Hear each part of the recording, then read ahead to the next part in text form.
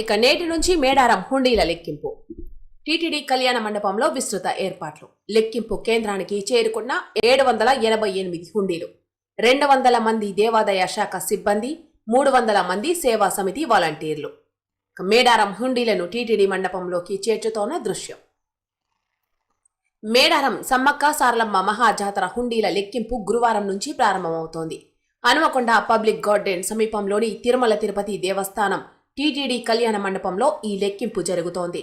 మంగళవారం రాత్రే హుండీలన్నీ భారీ పోలీసు బందోబస్తు మధ్య లెక్కింపు కేంద్రానికి చేరుకున్నాయి. లెక్కింపు కేంద్రానికి మొత్తం 788 హుండీలు చేరుకున్నాయి. ఇందులో ఇనుప వాటితో పాటు బట్ట హుండీలు కూడా ఉన్నాయి. గత జాతరలో 540 హుండీలను ఏర్పాటు చేశారు. మొత్తంగా ఆ జాతరలో 13.25 కోట్ల ఆదాయం వచ్చింది. వనదేవతల గద్దెల ప్రాంగణం పెరగడంతో ఈసారి గత జాతరలో కన్నా 248 హుండీలను అదనంగా ఏర్పాటు చేశారు. దీంతో గత జాతర కన్నా ఈసారి ఆదాయం పెరగవచ్చునని అధికారులు అంచనా వేస్తున్నారు. సమ్మక్క సారలమ్మల పగిడిద్దరాజు, గోవిందరాజుల గద్దెల వద్ద ఉంచిన ఈ హుండీలను వేరువేరుగా భద్రపరిచారు. లెక్కింపు సందర్భంగా నెంబర్ల వారీగా వీటిని తెరుస్తారు. లెక్కింపు ప్రక్రియ మొత్తాన్ని వీడియో రికార్డింగ్ చేస్తారు. ఇక తిరుగువారం హుండీలు 40. దేవతల వనప్రవేశం తర్వాత కూడా మేడారానికి భక్తులు ఇప్పటికీ పోటెత్తుతున్నారు. దీంతో తిరుగువారం వరకు ఉండేలా మరో 40 హుండీలను ఏర్పాటు చేశారు. వాటిని లెక్కింపు ప్రక్రియ ముగింపు దశకు చేరుకునే సమయానికి తీసుకువచ్చి లెక్కిస్తారు. దేవాదాయ శాఖ అసిస్టెంట్ కమిషనర్ రామల సునీత, మేడారం జాతర ఈవో వీరేశం, ములుగు ఆర్డీఓ వెంకటేశ్వర్లు, జాతర పూజార్ల పర్యవేక్షణలో హుండీల లెక్కింపు ప్రక్రియ సాగుతుంది. హైదరాబాద్ నుంచి దేవాదాయ శాఖ ఉన్నతాధికారి ఒకరు, స్పెషల్ ఆఫీసర్ కూడా హుండీల లెక్కింపు ప్రక్రియ పర్యవేక్షణలో పాలు పంచుకుంటారు. ఇక లెక్కింపునకు 500 మంది.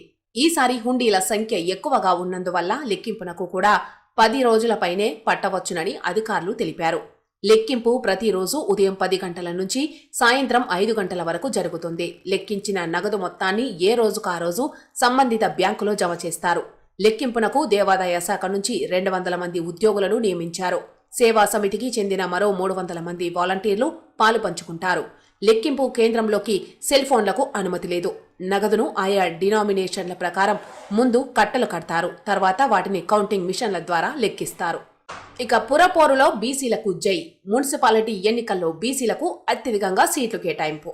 ఇక మున్సిపల్ ఎలక్షన్స్ లో బీసీలకే ప్రాధాన్యమిస్తున్నట్టుగా ఇక్కడ మనకు వార్త చూడొచ్చు. ఇక మున్సిపాలిటీ ఎన్నికల్లో బీసీలకు అత్యధిక సీట్లు కేటాయించినట్టుగా కూడా మనకు వార్త కనిపిస్తా ఉంది.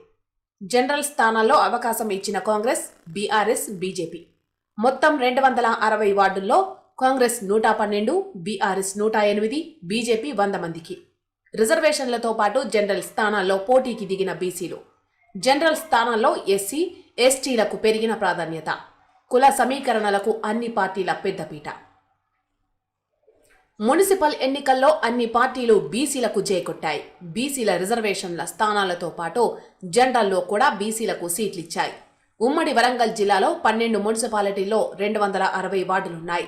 వీటిలో అత్యధికంగా కాంగ్రెస్ పార్టీ 248 స్థానాల్లో పోటీ చేస్తోండగా 112 మంది బీసీలను వార్డు కౌన్సిలర్లుగా బరిలో దింపింది.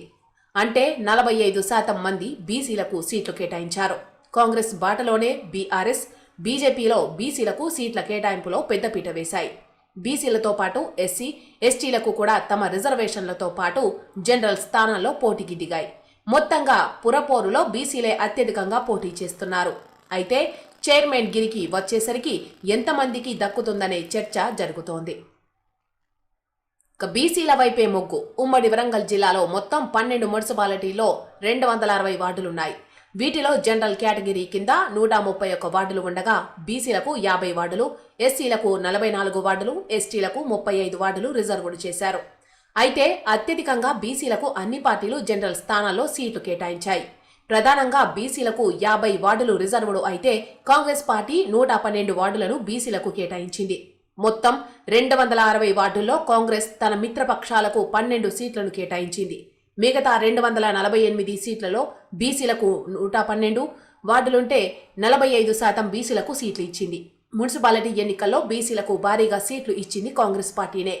ఇక ఎస్సీలకు 44 వార్డులు రిజర్వుడు అయితే 51 చోట్ల, ఎస్టీలకు 35 సీట్లు రిజర్వుడు అయితే 47 మందికి అవకాశం ఇచ్చింది. ఇక జనరల్ స్థానాలు 131 వార్డులు ఉంటే కాంగ్రెస్ పార్టీ కేవలం 38 మందికే ఓసీలకు సీట్లు ఇచ్చింది. కాంగ్రెస్ బీసీలకు పెద్దపీట వేసినట్లుగానే బీఆర్ఎస్ బీజేపీలు కూడా అదే బాటలో నడిచాయి. బీఆర్ఎస్ 259 వార్డుల్లో పోటీ చేస్తుండగా బీసీలకు 108 వార్డులను కేటాయించింది. అంటే సుమారు 42% సీట్లు బీసీలకు బీఆర్ఎస్ ఇచ్చింది. అలాగే ఎస్సీలకు 59, ఎస్టీలకు 52 మందికి సీట్లు కేటాయించింది. కాంగ్రెస్ కంటే ఎస్సీ ఎస్టీలకు బీఆర్ఎస్ 5-6 సీట్లు ఎక్కువగానే ఇచ్చింది. ఇక జనరల్ స్థానాల్లో ఓసీలకు 40 మందికి బీఆర్ఎస్ సీట్లు కేటాయించింది. ఇక అలాగే బీజేపీ కూడా బీసీలకు పెద్దపీట వేసింది. ఇక ఉమ్మడి జిల్లాలో ఆయా పార్టీలు కులాల వారీగా కేటాయించిన సీట్ల వివరాలు ఇక్కడ చూడొచ్చు. ఇక రిజర్వేషన్ల వారీగా ఇక్కడ చూసుకున్నట్లయితే బీసీలకు కాంగ్రెస్ ఇచ్చినటువంటి సీట్లు 112 కాగా బీఆర్ఎస్ 108, బీజేపీ 100 స్థానాలు కేటాయించింది. ఇక ఎస్సీ వర్గానికి సంబంధించి కాంగ్రెస్ 51, బీఆర్ఎస్ 59, బీజేపీ 49. ఎస్టీలకు సంబంధించి కాంగ్రెస్ 47, బీఆర్ఎస్ 52, బీజేపీ 53. జనరల్ స్థానాలకు సంబంధించి కాంగ్రెస్ 38, బీఆర్ఎస్ 40, బీజేపీ 38. మొత్తం చూసుకున్నట్లయితే కాంగ్రెస్ కేటాయించినటువంటి సీట్లు 248 కాగా బీఆర్ఎస్ 259, బీజేపీ 240 సీట్లను కేటాయించినట్టుగా ఇక్కడ మనకు పూర్తి సమాచారం అయితే ఇది. ఇక డ్రంక్ అండ్ డ్రైవ్ లో 11వసారి పోలీసులకు పట్టుబడిన దినసరి కూలి, నెల రోజుల జైలు శిక్ష విధించిన న్యాయాధికారి. ఇక ఘనంగా తిరుగువారం పండుగ మేడారంలో మహాజాతర అనంతరం ప్రత్యేక కార్యక్రమం, దేవతల పూజా సామగ్రిని భద్రపరిచిన పూజార్లు. జాతర పూర్తయినా కొనసాగుతోనే మొక్కులు, తిరుగువారం వేళ పెద్ద సంఖ్యలో వచ్చిన భక్తులు. ఇక కిటకిటలాడిన గద్దెలు, జంపన్నవాగు పారిశుద్ధ్య చర్యలను పరిశీలించిన మంత్రి సీతక్క. ఇక వనదేవతల గద్దెల వద్ద భక్తజన సందోహం చిత్రంలో చూడొచ్చు. ఇక జాతర ముగిసినా కూడా భక్తులు తరలి వస్తూనే ఉన్నారు అంటూ ఇక్కడ మనకు వార్తలో కనిపిస్తా ఉంది. బాల్య వివాహాలను అరికట్టాలి, ఎంపీ కడియం కావ్య వెల్లడి, నగరంలో ప్రచార రథం ప్రారంభం. బాల్య వివాహాలను అరికట్టేందుకు సమాజంలోని ప్రతి ఒక్కరూ బాధ్యత తీసుకొని కృషి చేయాలని వరంగల్ ఎంపీ కడియం కావ్య పిలుపునిచ్చారు. హనుమకొండ జిల్లా కనకదుర్గ కాలనీలో మహిళా శిశు సంక్షేమ శాఖ, షేర్ ఎన్జీఓ సంయుక్త ఆధ్వర్యంలో బుధవారం నిర్వహించిన బాల్య వివాహాల నిర్మూలనపై అవగాహన ప్రచార రథాన్ని ఎంపీ కావ్య జెండా ఊపి ప్రారంభించారు. ఈ సందర్భంగా ఆమె మాట్లాడుతూ బాల్యం అమూల్యమైన దశ అని పేర్కొన్నారు. బాల్య వివాహాలు పిల్లల చదువు, ఆరోగ్యం, శారీరక, మానసిక అభివృద్ధిపై తీవ్ర ప్రతికూల ప్రభావం చూపుతాయని అన్నారు. చదువు మధ్యలో ఆగిపోవడం వల్ల జీవితాంతం ఎన్నో సమస్యలను ఎదుర్కొనాల్సిన పరిస్థితి ఏర్పడుతుందని పేర్కొన్నారు. ఇక ప్రచార రథాన్ని ప్రారంభిస్తోన్న ఎంపీ కడియం కావ్య. ఇక వెస్ట్ జోన్ డీసీపీకి సేవా ఉత్కృష్ట పథకం. సిపి నుంచి ఉత్కృష్ట పథకాన్ని అందుకుంటున్న డీసీపీ రాజమహేంద్ర నాయక్. విధి నిర్వహణలో ఉత్తమ సేవలందించిన west zone DCP Rajamahendra Nayak కు కేంద్ర ప్రభుత్వం ప్రకటించిన ఉత్కృష్ట సేవా పథకాన్ని బుధవారం వరంగల్ పోలీస్ కమిషనరేట్ క్యాంపు కార్యాలయంలో సిపి సన్ప్రీత్ సింగ్ చేతుల మీదుగా అందుకున్నారు. 2010లో డీఎస్పీగా పోలీసు శాఖలో చేరిన రాజమహేంద్ర నాయక్ ఏపీలోని నెల్లూరుతో పాటు వరంగల్, సిసిఎస్, ములుగు, మెహబూబాబాద్ జిల్లాలో విధులు నిర్వర్తించారు. 2017లో అదనపు ఎస్పీగా పదోన్నతి పొంది భూపాలపల్లి ఇంటెలిజెన్స్ లో విధులు నిర్వర్తించారు. 2021లో ఎస్పీగా పదోన్నతి పొంది ఇంటెలిజెన్స్ లో పనిచేసి ప్రస్తుతం వెస్ట్ జోన్ డీసీపీగా కొనసాగుతున్నారు. ఇక తాగునీరు దుర్వినియోగం అంటూ ఇక్కడ మరో మెయిన్ హెడ్లైన్ చూడొచ్చు. నిర్మాణ పనులకు వాడుకుంటోన్న కాంట్రాక్టర్ డబ్బులు చెల్లించకుండా జీడబ్ల్యూఎంసీకి శటగోపం. ఇంజనీర్లు, కాంట్రాక్టర్లు కుమ్మక్కు, లక్షలాది రూపాయలు నొక్కేస్తోన్న వైరం.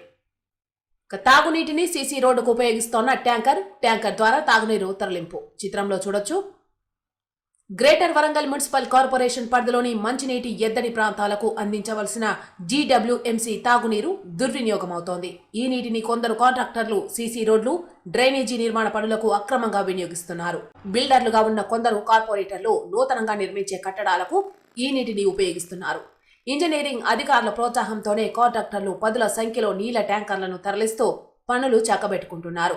నీటి సమస్యాత్మక ప్రాంతాలు, లోతట్టు ప్రాంతాల్లో నివసించే నిరుపేద ప్రజలకు అందించాల్సిన తాగునీటిని బిల్లులు చెల్లించకుండా ట్యాంకర్ డ్రైవర్లు అడ్డదారులు అమ్ముకుంటున్నారు. Nakkalagutta, Charbowli, Kazipet, KU, Desaipet, Waddepally filter bed పాయింట్ల నుంచి వాటర్ ట్యాంకులలో నింపుకుని కొందరు డ్రైవర్లు నీటి చౌర్యానికి పాల్పడుతున్నారు. ఈ వ్యవహారంలో కాంట్రాక్టర్లు, ఇంజనీరింగ్ అధికారులు కుమ్మక్కై జీడబ్ల్యూఎంసీ ఖజానాకు గండి కొడుతున్నారనే విమర్శలు వస్తున్నాయి. ఇక గ్రేటర్ వరంగల్ పరిధిలో హనుమకొండ, వరంగల్ ను కలుపుకుని సుమారు 450 మంది చోటా మోటా కాంట్రాక్టర్లు టెండర్ల ద్వారా బల్దియా అభివృద్ధి పనులు చేపడతారు. కోట్ల రూపాయలు వెచ్చించి రోడ్లు, డ్రైనేజీ పనులు చేపడతారు. వీరు పనులు చేసే సమయంలో మున్సిపల్ ట్యాంకర్ల ద్వారా నీరు వినియోగిస్తే ఒక్కో ట్యాంకర్కు 350 రూపాయల నుంచి 500 రూపాయల దాకా దూరాన్ని బట్టి చెల్లించాలి. లేదా ప్రైవేటు ట్యాంకర్లను ఏర్పాటు చేసుకుని చుట్టుపక్కల ప్రాంతాల నుంచి నీరు తెచ్చి అభివృద్ధి పనులకు ఉపయోగించాలి. కానీ చాలా కాలంగా బల్దియాలో పాతుకుపోయిన కాంట్రాక్టర్లు అధికారులను మచ్చిక చేసుకుని బిల్లులు లేకుండానే నీటిని వాడుకుంటున్నారు. ఇక ట్యాంకర్ టెండర్లు.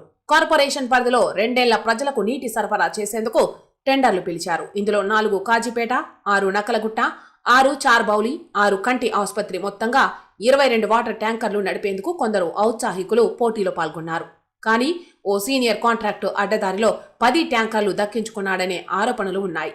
ఒక ట్యాంకర్ను బల్దియా నెలకు 33,000 చెల్లిస్తోంది.